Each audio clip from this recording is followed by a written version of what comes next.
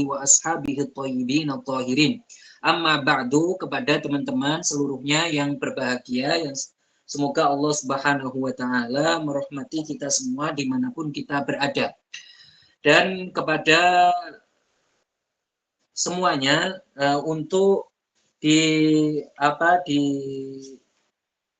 iklankan atau disiarkan bahwasanya pengajian kita sudah mulai. Artinya untuk di-share, untuk dibagi-bagi ke teman-teman bahwasanya pengajian kita akan segera kita mulai.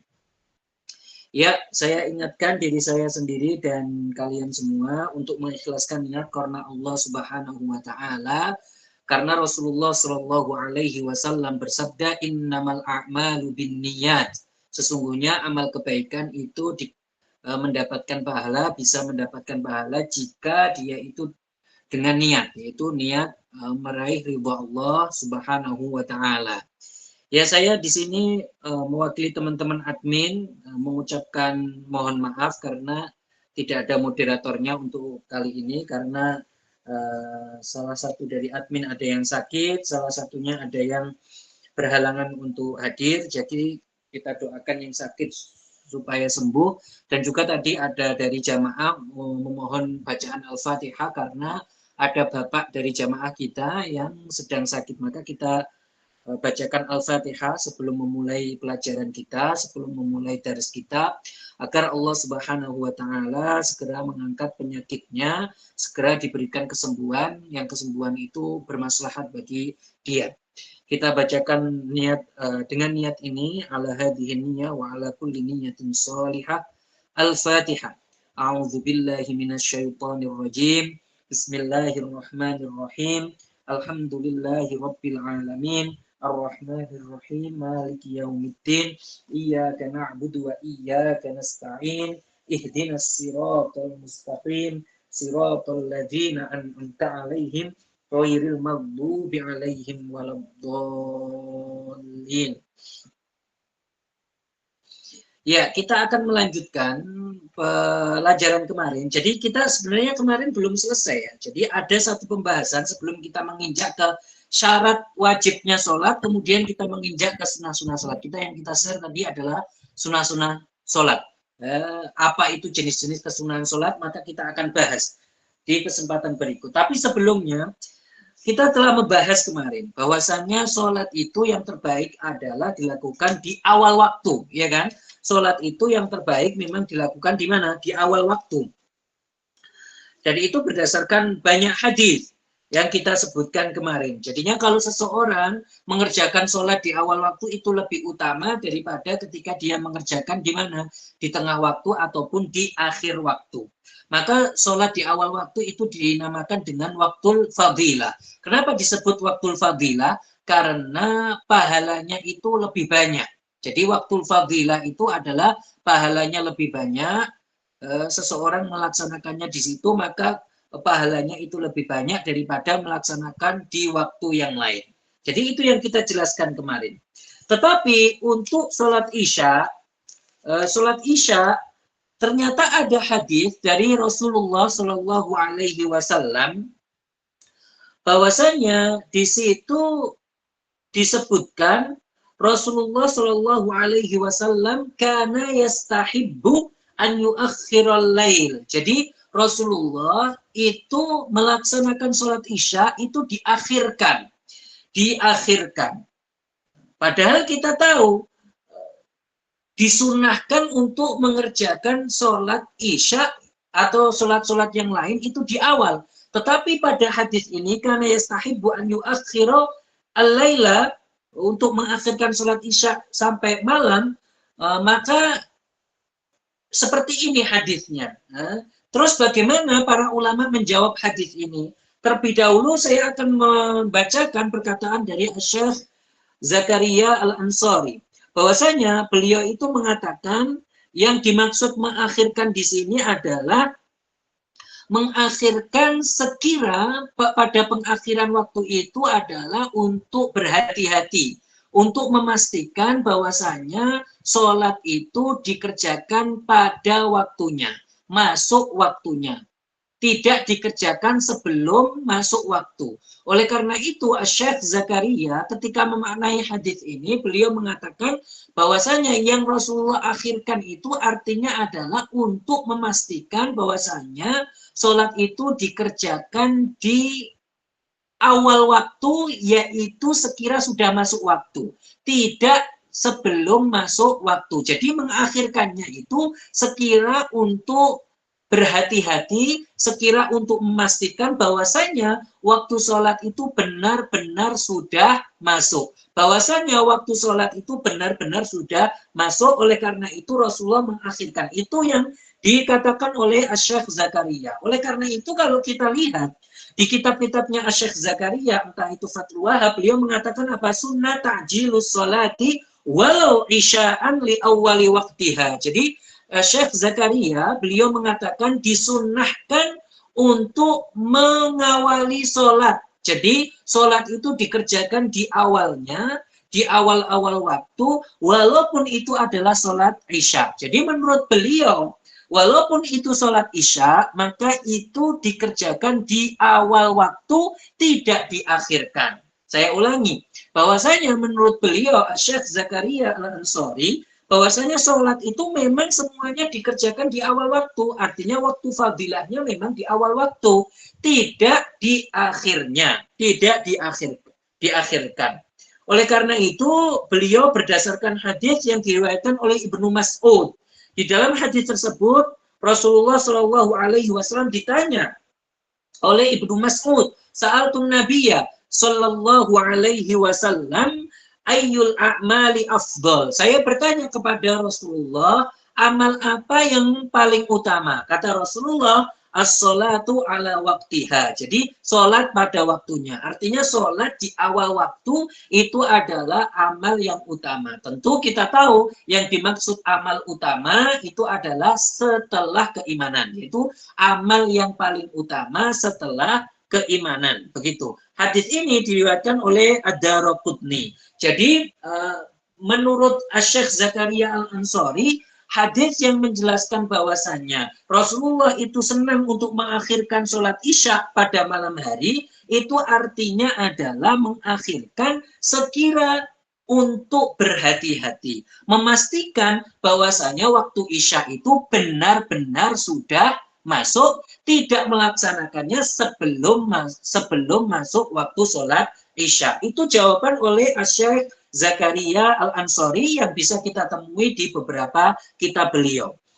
Kemudian Al-Imam An-Nawawi, beliau mengatakan bahwasanya hadis Rasulullah yastahibbu an yu'akhiral isya, bahwasanya Rasulullah itu senang untuk mengakhirkan sholat isya.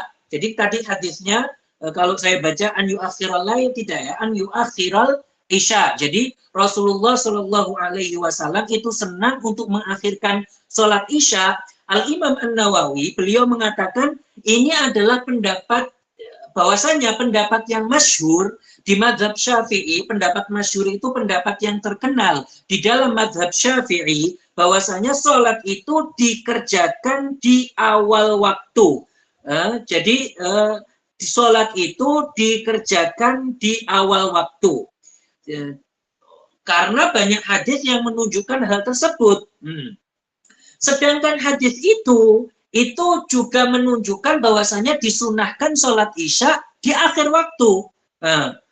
Lalu bagaimana Imam Nawawi menghadapi hadis ini? Beliau mengatakan hadis, saya ulangi, beliau mengatakan hadis yang menunjukkan bahwasanya Rasulullah mengerjakan sholat isya di akhir waktu, mengerjakan sholat isya di akhir waktu, itu adalah yang Rasulullah biasa lakukan. Yang Rasulullah biasa lakukan. Jadi, yang Rasulullah biasa lakukan, wadhaba alaihi, yaitu Rasulullah yang sering lakukan, itu sholat isya di akhir waktu. Nah, yang beliau sering lakukan itu seperti itu. Akan tetapi beliau mengatakan, lakinnal aqwa dalilan ta'khiruha ila lakinna.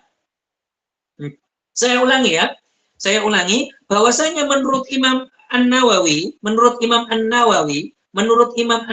hadis yang menjelaskan bahwasanya Rasulullah Shallallahu Alaihi Wasallam mengerjakan sholat di akhir waktu, itu beliau tanggapi dengan dua perkataan. Pertama, beliau menjelaskan sholat yang dikerjakan di awal waktu, sholat yang dikerjakan di awal waktu, yaitu sholat isya yang dikerjakan di awal waktu, itu adalah sholat yang biasa dilakukan oleh Rasulullah, yang sering dilakukan oleh Rasulullah Shallallahu Alaihi Wasallam. Jadi menurut Al-Imam An-Nawawi, bahwasanya mengerjakan sholat di awal waktu itu yang paling sering dilakukan oleh Rasulullah. Itu yang paling sering dilakukan oleh Rasulullah Shallallahu Alaihi Wasallam. Akan tetapi beliau menjelaskan yang penjelasan kedua, lakinnal aqwa dalilan takhiruha ilal thulutsil lail aw nisfihi. Akan tetapi kalau kita melihat dari segi dalil, yang lebih kuat dalilnya itu adalah mengakhirkan sholat isya sampai sepertiga malam atau sampai pertengahan malam, sampai sepertiga malam atau sampai tengah-tengah malam, seperti itu. Jadi mengakhirkan sholat isya sampai ukuran tersebut, menurut yang dikatakan oleh Al-Imam An-Nawawi, itu adalah pendapat yang kuat secara dalil. Akan tetapi, kalau yang sering dilakukan Rasulullah itu kapan? Ya dikerjakan di awal waktu. Sholat yang dikerjakan di awal waktu. Jadi paham ya dari sini. Ini menurut Imam Nawawi, terus tadi menurut Imam siapa Zakaria Al-Ansari. Kemudian kemudian sebagian ulama mengatakan sebenarnya hadis yang tadi bahwasanya Rasulullah mengerjakan sholat malam, Rasulullah mengerjakan sholat isya di awal waktu, kemudian ada hadis lagi Rasulullah mengerjakan sholat isya di akhir waktu. Ternyata menurut pendapat sebagian ulama itu berdasarkan kondisi beliau. Jadi beliau itu melihat kalau para sahabat sudah berkumpul, kalau para sahabat itu sudah berkumpul, maka Rasulullah mengerjakan sholat isya di awal waktu. Kalau para sahabat di awal waktu belum berkumpul, maka Rasulullah itu mengerjakan sholat isya kapan? Di akhir waktu. Begitu. Sedangkan menurut sebagian ulama tidak. Yang disunahkan kalau sholat isya itu ya di akhir. Nah, seperti itu. Tapi sebagian ulama melihat tidak. Dua hadis ini sisinya berbeda. Menurut sebagian ulama ini dua hadis ini sisinya berbeda. Pertama, Rasulullah itu ketika mengerjakan sholat isya di awal waktu karena melihat ketika itu kondisinya sahabat sudah berkumpul. Jadi ketika sahabat sudah berkumpul, maka Rasulullah mengerjakannya kapan? Di awal waktu. Tetapi ketika Rasulullah melihat para sahabat belum berkumpul, maka Rasulullah mengerjakan sholat isya kapan? Di akhir waktu. Jadi tidak ada pertentangan di dalam dua hadis yang kita sebutkan itu. Begitu ya. Saya kira dipahami, bisa dipahami. Nanti kalau nggak ada sesuatu yang perlu ditanyakan, bisa ditanyakan. Bisa dicatat terlebih dahulu, terus nanti di akhir sesi ditanyakan. Tidak masalah. Bismillah.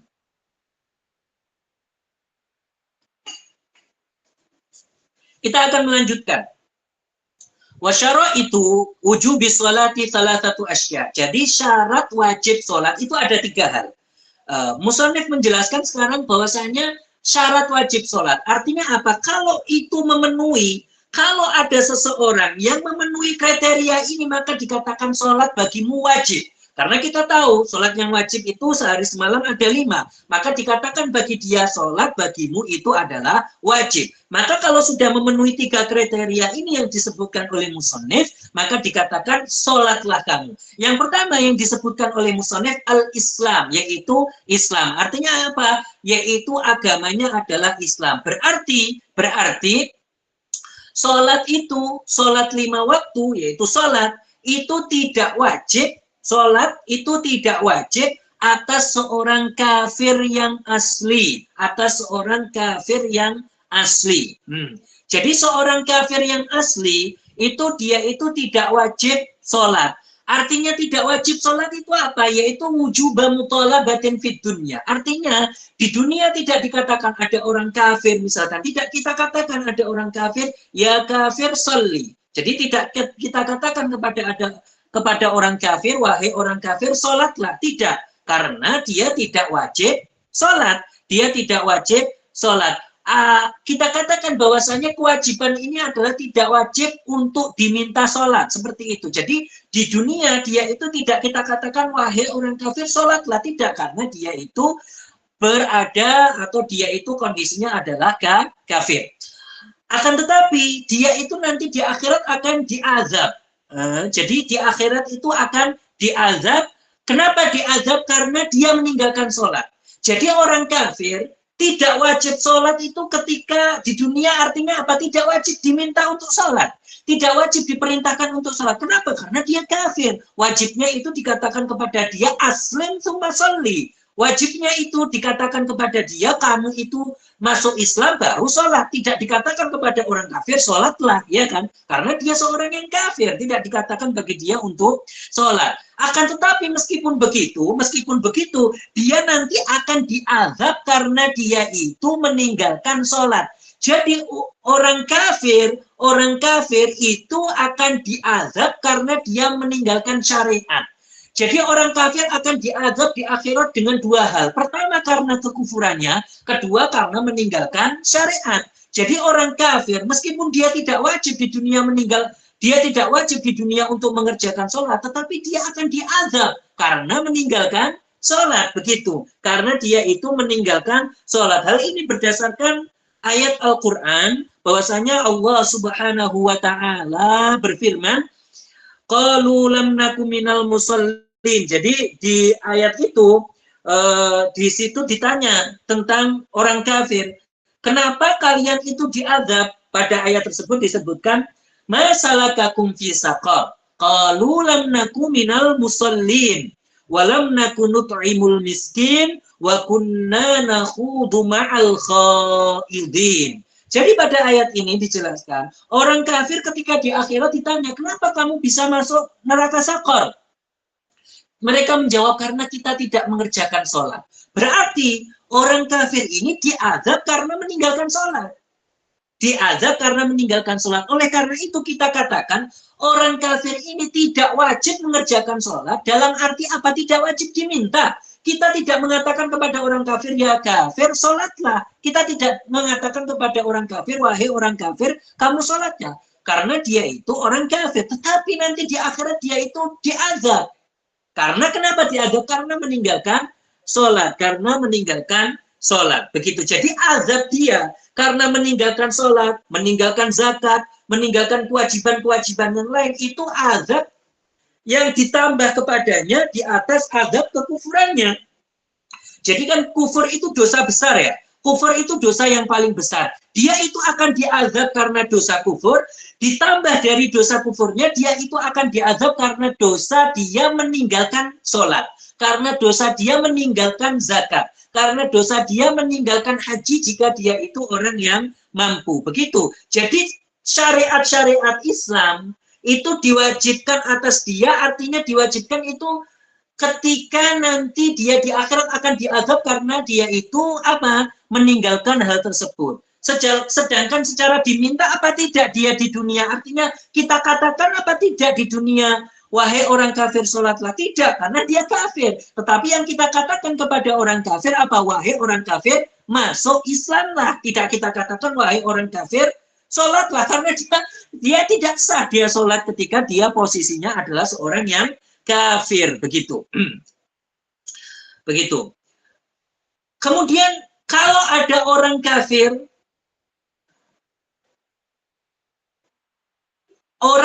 yang masuk Islam, kalau ada orang kafir yang masuk Islam, ya, maka ini dilihat apakah dia itu seorang yang murtad atau dia itu seorang kafir asli. Maksudnya apa kafir asli? Artinya dia memang dari awal itu tidak pernah masuk ke agama Islam. Dia dari awal itu memang seorang yang kafir, kemudian baru masuk ke agama Islam. Kalau yang bagian yang kedua, kafir yang murtad, dia itu pertamanya Islam, kemudian keluar dari agama Islam, kemudian masuk lagi.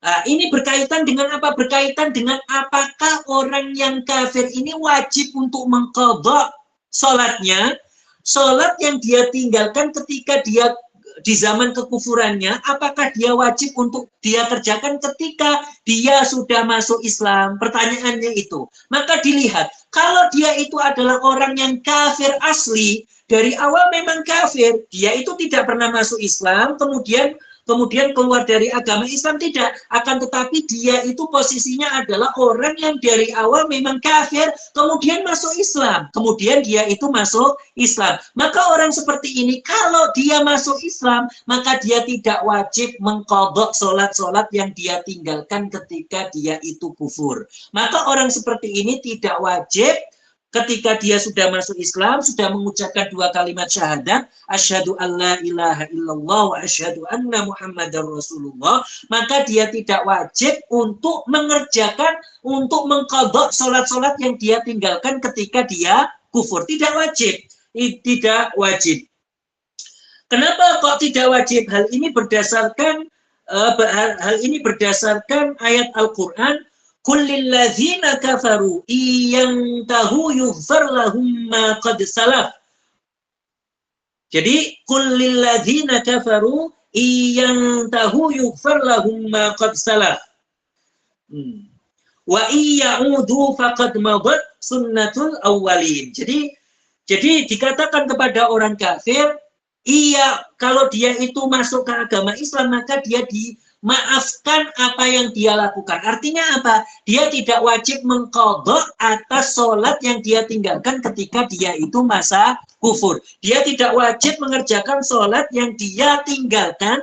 Dia tidak wajib untuk mengqadha sholat yang dia tinggalkan ketika dia itu masa kufur. Tidak wajib. Tidak wajib. Kenapa tidak wajib? Karena ayat ini, yaitu iyantahu yughfar lahum ma qad salaf. Iyantahu yughfar lahum ma qad salaf. Maka tidak wajib dia mengerjakan, mengqadha sholat yang dia tinggalkan di zaman kekufurannya. Itu tidak wajib. Terus para ulama juga mengatakan hal ini. Kenapa kok seperti ini? Karena targhiban lahu lidukhuli fil Islam. Karena agar dia itu mau masuk ke agama Islam, agar dia itu diberi apa? Dia itu diberi iming-iming bahwasanya semakin cinta untuk masuk ke agama Islam. Jadi ada orang kafir misalkan dikatakan, kamu masuk Islam lah. Terus dia mengatakan, tapi saya ini kan sudah banyak sholat yang tidak saya kerjakan. Nanti saya ketika masuk Islam, saya ini akan disuruh untuk mengerjakan sholat. Terus kalau kita katakan, tidak, kamu itu tidak akan mengqadha sholat, kamu tidak wajib mengqadha sholat yang kamu tinggalkan pada masa kekufuranmu, maka seperti ini akan membuat dia lebih cinta untuk masuk ke agama Islam. Oleh karena itu, syariat Islam mengatakan bahwasanya orang yang dia itu kafir asli, kalau dia masuk ke agama Islam, maka dia tidak wajib mengqadha sholat yang dia tinggalkan ketika dia itu masa kufur. Itu kalau kafir asli. Kalau kafir yang murtad, ya kita katakan tadi ada orang muslim, kemudian dia keluar dari agama Islam, kemudian dia masuk ke agama Islam lagi, maka dia itu ketika sudah masuk ke agama Islam lagi, maka dia wajib mengerjakan, wajib mengqadha sholat yang dia tinggalkan ketika zaman riddahnya, ketika zaman kufurnya. Jadi ketika zaman kufurnya dia meninggalkan sholat, maka sholat ini wajib dia qadha, wajib dia qadha, dia ganti. Di qadha itu diganti, wajib dia qadha, wajib dia ganti. Wajib dia qadha, wajib dia ganti. Kenapa seperti itu? Karena itu adalah taghlidhan. Para ulama mengatakan itu adalah taghlidhan, itu adalah hukuman bagi dia, taghlidhan alaihi, karena itu hukuman bagi dia. Kenapa? Kemarin dia itu sudah Islam, kemudian keluar dari agama Islam, kemudian keluar dari agama Islam, sudah Islam, kemudian keluar dari agama Islam. Oleh karena itu, dia itu wajib untuk mengqadha sholat yang dia tinggalkan ketika zaman kekufurannya, begitu. Selanjutnya, syarat yang kedua adalah al-bulugh, yaitu apa al-bulugh? Yaitu baligh. Sholat itu wajib kepada orang yang baligh. Baligh itu maka tidak wajib, sholat itu tidak wajib kepada anak-anak, baik anak-anak laki-laki atau anak-anak perempuan. Jadi anak yang belum balik itu tidak wajib atasnya apa? Sholat. Tidak wajib bagi mereka untuk mengerjakan sholat. Akan tetapi jika mereka itu sudah berumur 7 tahun, jika mereka itu sudah berumur 7 tahun dan sudah tamyiz, sudah berumur 7 tahun dan sudah tamyiz. Tamyiz itu bagaimana? Sebagian mengatakan tamyiz itu bihaitsu yafhamul khitab wa yaruddul jawab. Sebagian menafsiri bahwasanya tamyiz itu adalah anak yang sudah bisa menjawab pertanyaan, bisa paham pertanyaan, kemudian dia bisa menjawabnya. Jadi dia menjawabnya bukan karena hafal, akan tetapi karena dia itu paham. Dan pertanyaannya itu adalah pertanyaan yang sederhana, misalkan di dalam setahun Ramadan itu datang berapa kali. Kalau dia menjawabnya 1 kali, berarti dia itu sudah tamyiz. Anak ini sudah tamyiz. Begitu. Sebagian menafsiri bahwasanya tamyiz itu bihaitsu yastaqillu alal istinja, yastaqillu bil istinja wa bil akli. Jadi sebagian menafsirkan bahwasanya tamyiz itu adalah anak yang sudah bisa istinja sendiri. Kalau anak bisa istinja sendiri, maka dikatakan bagi dia itu orang yang sudah tamyiz, anak yang sudah tamyiz. Kalau anak dia usianya 7 tahun, sudah tamyiz, maka dia itu tidak wajib sholat, tetapi dia itu diperintahkan sholat. Walinya, baik itu adalah bapaknya, kakeknya, dan lain sebagainya, wajib memerintahkan anak itu untuk sholat. Hal ini berdasarkan hadis Rasulullah Shallallahu Alaihi Wasallam, muru auladakum bis sholah wahum abna'u sab'in wadribuhum 'alaiha wahum abna'u ashrin. Jadi di dalam hadis ini Rasulullah Shallallahu Alaihi Wasallam menjelaskan, perintahlah anak kamu ketika mereka itu menginjak usia 7 tahun. Artinya kalau sudah usia 7 tahun, perintahlah anak kamu untuk mengerjakan sholat.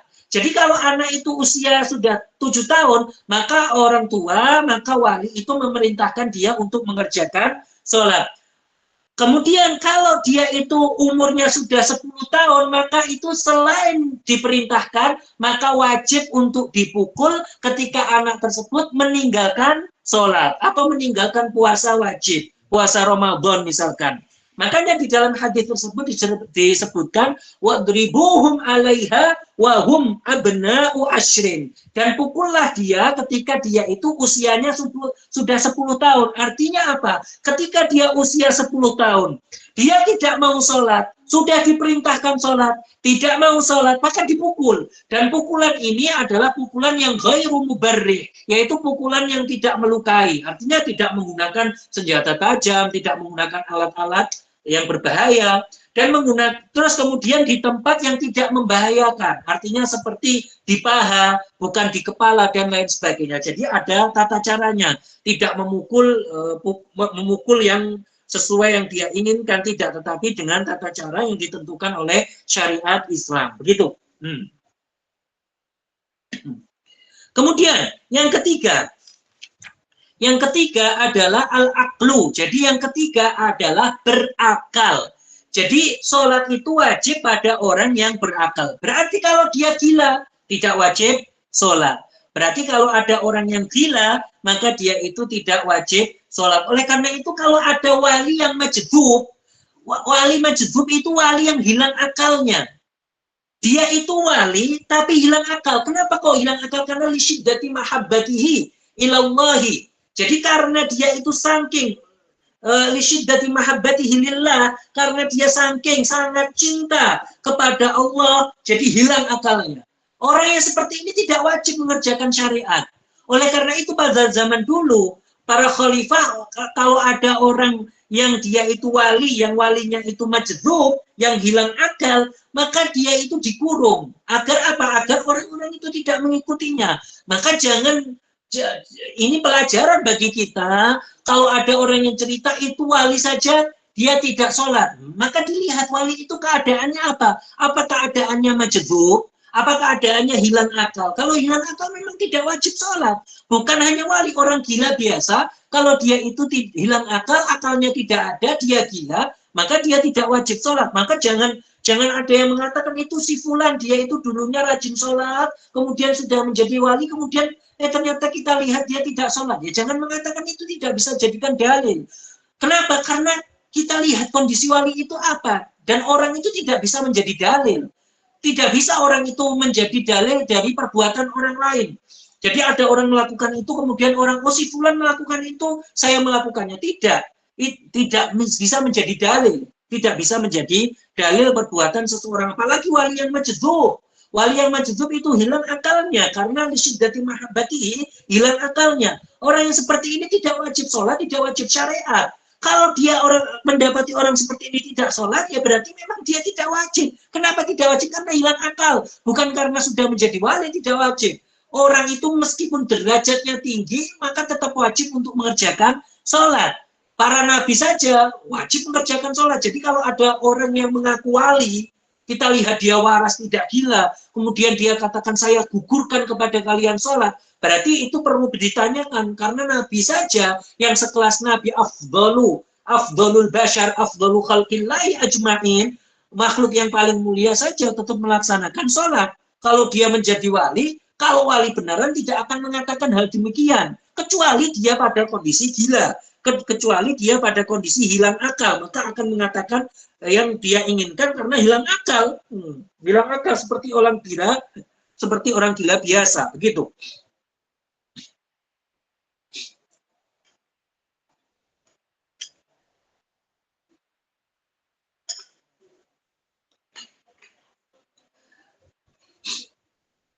Yang maka syarat yang ketiga, syarat wajib itu adalah apa? Yaitu berakal.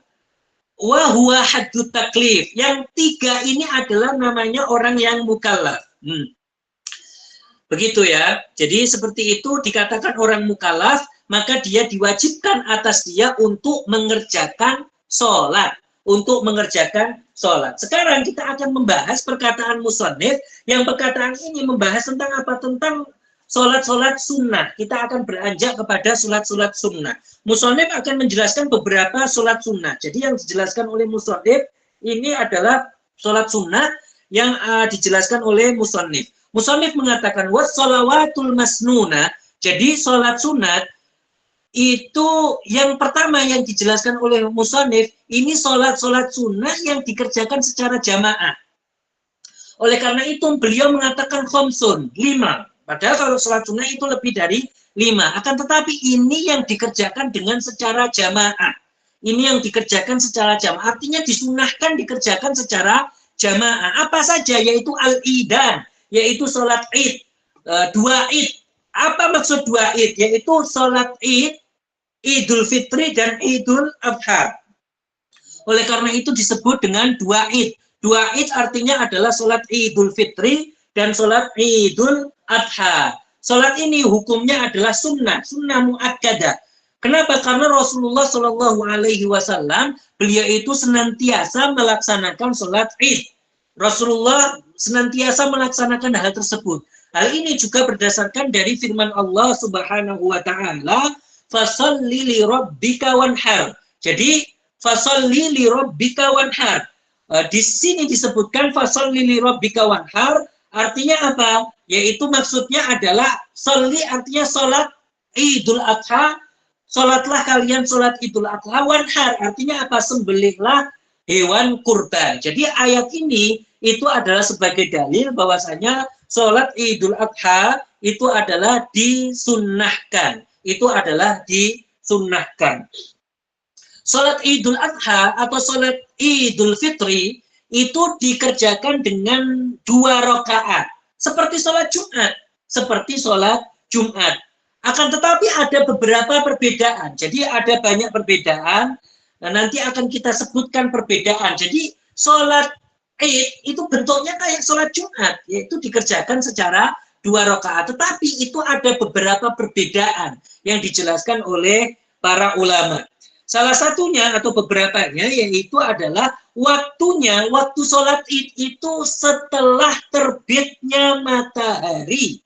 Sampai kapan? Sampai tergelincirnya matahari. Waktu sholat id adalah setelah terbitnya matahari. Jadi ketika matahari sudah terbit, maka itu sudah menunjukkan bahwasanya waktu sholat id itu sudah dimulai.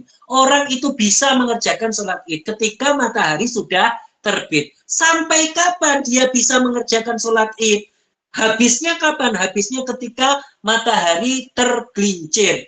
Kenapa kok sampai matahari tergelincir? Karena ini memang seperti itu. Karena kan tidak ada selang waktu di antara dua sholat kecuali sudah masuk waktu berikutnya. Dan waktu berikutnya itu ketika matahari tergelincir. Karena matahari tergelincir itu menandakan waktu sholat zuhur. Waktu sholat zuhur. Oleh karena itu, ketika matahari tergelincir, maka sudah habis waktu sholatnya. Nggak bisa orang itu mengerjakan sholat id. Tidak bisa. Seperti itu. Maka waktunya itu setelah terbitnya matahari sampai tergelincirnya matahari. Sampai condongnya matahari ke arah barat. Tetapi yang lebih utama itu dikerjakan sholat id itu yaitu sampai matahari itu tingginya itu seukuran rumah, seukuran busur seperti itu, yaitu busur panah. Jadi tidak di awal-awal matahari terbit yang lebih utama, tetapi yang lebih utama itu ketika seukuran rumah, Nah, seukuran rumah, seperti itu. Seukuran tombak ya, seukuran tombak seperti itu. Kemudian kita katakan tadi sholat id itu berbeda dengan sholat Jumat. Apa perbedaannya? Waktunya berbeda, ya. Kemudian perbedaan selanjutnya adalah sholat id itu boleh dikerjakan di sohro, yaitu boleh dikerjakan di padang pasir. Artinya apa? Artinya sholat id itu boleh dikerjakan di tanah yang lapang. Boleh saja dikerjakan di tanah lapang. Hal ini berbeda dengan sholat Jumat. Sholat Jumat itu tidak bisa kecuali di bangunan. Sholat Jumat itu harus di bangunan, di masjid. Tetapi kalau sholat id itu bisa di tanah yang lapang atau di padang pasir, itu bisa dilaksanakan. Tetapi mana yang lebih utama? Kan kita lihat masyarakat kan, sebagian masyarakat itu ada sholat id yang di lapangan, ada sebagian itu yang di masjid. Mana yang lebih utama? Yang lebih utama adalah masjid. Jelas yang lebih utama itu sholat id itu dikerjakan di masjid. Kenapa ya? Karena tempatnya itu mulia. Li syarafi makanihi, karena tempatnya itu mulia. Bukankah Rasulullah itu pernah ditanya tentang khairul biqa'il ard? Rasulullah itu ditanya tentang sebaik-baiknya tempat di bumi. Rasulullah menyatakan apa? Al-masajid. Rasulullah berfatwa apa? Al-masajid. Jadi sebaik-baiknya tempat di bumi adalah masjid. Begitu. Rasulullah mengatakan masjid. Kecuali kalau di dalam masjid tersebut tidak cukup. Jadi kalau seandainya sholat id dilaksanakan di dalam masjid, maka sempit. Kalau sempit seperti ini, maka hal ini dimakruhkan dilaksanakan di dalam masjid. Dimakruhkan untuk dipaksa dilaksanakan di dalam masjid, akan tetapi tidak apa-apa tidak dilaksanakan di dalam masjid. Artinya yang sudah lebih utama dikerjakan di luar masjid seperti tanah lapang, misalkan begitu. Kenapa kok makruh? Karena hal ini akan apa? Akan berdesak-desakan, ya kan? Kalau seperti itu, kalau berdesak-desakan, maka akan apa? Akan terganggu, akan mengganggu satu dengan yang lainnya. Oleh karena itu, ketika kondisinya masjid sempit, tidak cukup dikerjakan di masjid, maka ya sudah dikerjakan sholat id itu di mana? Di luar masjid, seperti itu, di tanah lapang, misalkan seperti itu. Maka sholat id itu boleh dikerjakan di tanah lapang, tetapi kita katakan apa tadi? Yang lebih utama itu dikerjakan di mana? Di masjid. Kenapa kok di masjid? Karena tempatnya memang lebih utama. Seperti itu. Li syarafi makanihi, karena tempatnya itu lebih utama. Kemudian perbedaan antara sholat Jumat dengan sholat id itu adalah di takbirnya. Maka ketika sholat id pada rakaat pertama itu sebelum seseorang membaca membaca bacaan, membaca Al-Fatihah, sebelum membaca surat dia itu takbir, dan takbirnya pada rakaat pertama berapa? 7 kali. Ini berbeda dengan sholat Jumat. Kalau sholat Jumat cukup sekali takbirnya. Dan di sholat Id itu takbir yang pertama, rakaat pertama itu 7 kali, rakaat kedua itu dikerjakan berapa kali? Takbirnya adalah 5 kali. Begitu. Seperti itu perbedaan antara sholat Id dan sholat Jumat dan beberapa perbedaan-perbedaan lainnya yang disebutkan oleh para ulama. Kita lanjut. Kemudian musonef mengatakan wal kusufan. Ya, kemudian adalah 2 kusuf. Artinya 2 kusuf itu sholat kusuf. 2 kusuf itu maksudnya apa? Yaitu sholat yang disebabkan gerhana. Baik gerhana matahari atau gerhana bulan. Jadi sholat yang dikerjakan oleh gerhana disebut kusuf, disebut sholat kusuf. Sholat kusuf itu untuk matahari, gerhana matahari. Kalau sholat khusuf dengan kha itu dikatakan untuk bulan, yaitu gerhana bulan. Tetapi bisa saja keduanya itu dikatakan kusuf, bisa saja keduanya juga dikatakan khusuf dengan pakai kha, sama saja. Seperti itu. Hal ini berdasarkan hadis Rasulullah Shallallahu Alaihi Wasallam, bahwasanya Rasulullah Shallallahu Alaihi Wasallam beliau bersabda, Inna syamsa wal qamara ayatani min ayatillah la yankasifani li mauti ahadin wala li hayatihi fa idza ra'aitum dzalika fasallu wad'u hatta yang kasyifa ma bikum. Jadi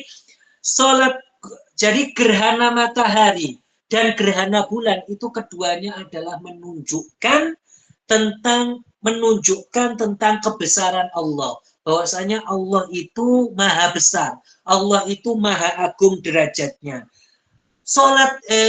Gerhana itu tidak terjadi karena kematian seseorang, bukan karena kematian seseorang gerhana itu terjadi, bukan juga karena hidupnya seseorang, akan tetapi itu adalah menunjukkan keagungan Allah. Oleh karena itu kan sholat gerhana itu untuk menakut-nakuti hamba. Jadi orang itu diingatkan agar bertaubat. Kalau melihat gerhana matahari, melihat gerhana bulan, orang itu diingatkan untuk bertaubat. Bahwasanya ini kekuasaan Allah. Bahwasanya Allah Subhanahu wa Ta'ala yang menciptakan ini semua, yang menciptakan gerhana bulan, yang menciptakan gerhana matahari. Bukan malah orang itu mengabadikan momen, ya tidak masalah sebenarnya mengabadikan momen, tetapi malah tertawa-tawa, tidak melihat itu sebagai pelajaran, tidak melihat itu sebagai teguran bagi dia, tidak bergegas untuk taubat, malah orang itu berfoto-foto, bersenang-senang, tidak bergegas untuk sholat gerhana, tidak. Malah orang itu, malah dia itu mengabadikan dengan hal-hal yang sebaliknya, malah dibuat guyonan atau malah dibuat bercandaan. Maka ini tidak sebaiknya untuk dilakukan, karena tujuannya apa? Litakhwifi ibadillah, agar orang itu takut, karena ini menunjukkan kekuasaan Allah. Seperti itu. Dan sholat khusuf ini atau sholat khusuf itu juga dikerjakan berapa rakaat? 2 rakaat. Dikerjakan 2 rakaat setelahnya khutbah. Jadi sholat khusuf itu seperti sholat id, jadi 2 rakaat setelahnya itu dikerjakan khutbah. Tetapi ada perbedaannya. Kalau sholat khusuf ini, sholat gerhana ini, itu di situ disunahkan setiap rakaat itu untuk berdiri 2 kali dan untuk rukuk 2 kali dan untuk membaca dua kali. Jadi seperti itu. Juga disunahkan untuk jadi rukuknya itu dalam 1 rakaat itu 2 kali. Rukuknya 2 kali, kemudian berdirinya 2 kali. Di dalam 1 rakaat seperti itu. Itu sholat khusuf. Itu sunahnya seperti itu. Sunahnya seperti itu. Seperti itu. Seperti itu. Selanjutnya, Selanjutnya adalah sholat istisqa. Sholat istisqa ini adalah sholat yang untuk meminta hujan. Jadi itu berdasarkan bahasa istisqa. Ini wazannya istif'al, yaitu tolabus suqya, yaitu meminta hujan. Ini sebenarnya sebelum sholat, artinya meminta hujan itu banyak caranya. Ada beberapa cara. Ada doa, yaitu doa kita berdoa agar meminta hujan, yaitu sekedar doa. Kemudian ada doa yang dikerjakan setelah sholat 5 waktu, yaitu sholat 5 waktu, kemudian setelahnya dia itu berdoa untuk meminta hujan. Ada selanjutnya yaitu apa? Yaitu dia itu mengerjakan sholat istisqa 2 rakaat, kemudian berdoa meminta hujan. Jadi sholat istisqa itu pernah dilakukan dan dilakukan seperti zamannya, misalkan zamannya Sayyiduna Umar. Dulu itu dilakukan sholat istisqa. Ketika itu pada masa paceklik, ketika itu pada masa paceklik tidak ada tumbuhan yang semi, tidak ada tumbuhan yang hijau, sehingga kambing-kambing, hewan ternak itu tidak memiliki bahan makanan. Sehingga dikisahkan pada masa itu dikisahkan bahwasanya ketika kambing itu disembelih, yang ada itu yang dijumpai itu hanya tulang dan darah, tidak ada dagingnya. Jadi tidak ada dagingnya. Kenapa? Karena tidak ada yang dimakan oleh kambing tersebut.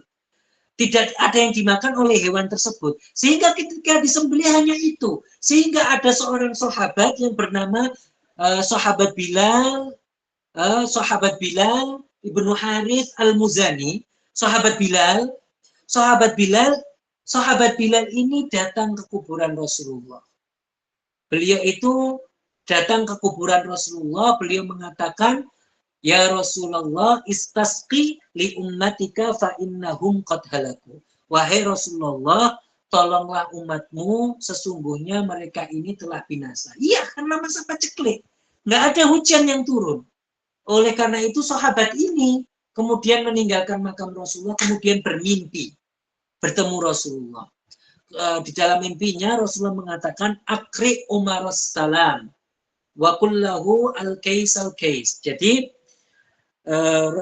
Rasulullah mengatakan, sampaikanlah salamku kepada Umar, kemudian katakan kepada beliau untuk melaksanakan sholat istisqa. Lalu beliau itu datang kepada sahabat Umar, beliau mengatakan apa yang beliau lihat di dalam mimpi. Akhirnya sahabat Umar mengumpulkan semua untuk menjalankan sholat istisqa. Setelah itu turunlah hujan. Setelah itu turunlah hujan yang sangat deras sekali, sehingga saking derasnya pohon-pohon semuanya itu subur kembali, sehingga tahun tersebut disebut dengan Amul Fathi, yaitu tahun kesuburan, seperti itu. Jadi pernah. Jadi dulu itu dilakukan, contohnya pada sahabat Umar alaihi salam. Contohnya sahabat Umar radhiyallahu anhu. Begitu. Sholat istisqa itu dikerjakan 2 rakaat seperti sholat Id, kecuali ketika perbedaannya itu ketika memanggilnya. Artinya apa? Seorang imam itu memanggil orang itu agar berkumpul di waktu yang telah ditentukan dan menyuruh mereka untuk bertaubat. Menyuruh mereka untuk bertobat dan menyuruh mereka untuk mengeluarkan hewan-hewan ternak mereka. Untuk mengeluarkan hewan-hewan ternak mereka. Jadi sholat istisqa ini tidak ada waktu khususnya. Tidak seperti sholat id. Kita katakan tadi sholat id itu ada waktu khususnya, yaitu setelah matahari terbit. Kemudian imam juga memerintahkan agar orang itu pada hari itu, yaitu hari di mana sholat istisqa itu dilaksanakan, dikerjakan, sholat istisqa dilaksanakan atau dikerjakan, maka mereka itu berpuasa pada hari itu. Mereka itu diperintahkan untuk berpuasa, dan 3 hari sebelumnya juga diperintahkan untuk berpuasa. Dan mereka itu ketika sholat istisqa itu diperintahkan untuk hadir tanpa berhias, tidak memakai pakaian yang menunjukkan hiasan, tidak. Bahkan mereka itu memakai pakaian bizlah, yaitu pakaian yang biasa, yaitu pakaian yang lusuh. Artinya bukan pakaian yang itu menunjukkan hias, pakaian yang bagus, tidak. Tidak seperti itu. Dan itu juga dikerjakan dengan 2 khutbah. Dilakukan dengan 2 khutbah seperti khutbah Id, akan tetapi kalau khutbahnya sholat istisqa ini sah dilakukan sebelum sholat. Jadi sah dilaksanakan sebelum sholat, seperti itu. Kemudian disunahkan juga itu agar jadi membaca doa ketika khutbah pertama, doanya adalah Allahumma skina ghaithan mughithan hani'an mari'an ghadakan mujallilan sahhan tabaqan daiman. Allahumma sqinal ghaitha wa la taj'alna minal qanitin. Allahumma inna nastaghfiruka innaka kunta ghaffara fa'arsilis samaa'a 'alaina midrara. Kemudian disunahkan untuk membaca ayat istaghfiru rabbakum innahu kana ghaffara. Kemudian juga disunahkan untuk membaca istaghfiru rabbakum innahu kana ghaffara yursilis samaa'a 'alaikum midrara. Seperti itu. Seperti itu. Jadi saya kira cukup, maka pertemuan berikutnya kita akan membahas sholat sunnah, yang sholat sunnah itu adalah disebut dengan sholat sunnah rawatib. Itu ada yang muakkadah, yang sangat dianjurkan, ada yang disunahkan saja tetapi tidak muakkadah. Itu ada. Kemudian kita akan menjelaskan ada sholat yang sangat muakkadah di dalam sholat-sholat sunnah. Itu disebutkan oleh musannif di dalam kitab ini, juga disebutkan. Jadi terus kemudian kita insya Allah pada pembahasan berikutnya juga akan membahas tentang sholat itu sebelum seseorang masuk itu ada beberapa persyaratan. Misalkan suci dan lain sebagainya. Itu kita akan bahas. Insya Allah itu adalah untuk sahnya ibadah sholat itu tersebut. Yaitu agar sah ibadahnya, maka itu disebutkan oleh musannif. Jadi saya cukupkan sekian. Kalau ada pertanyaan, saya persilahkan dari teman-teman.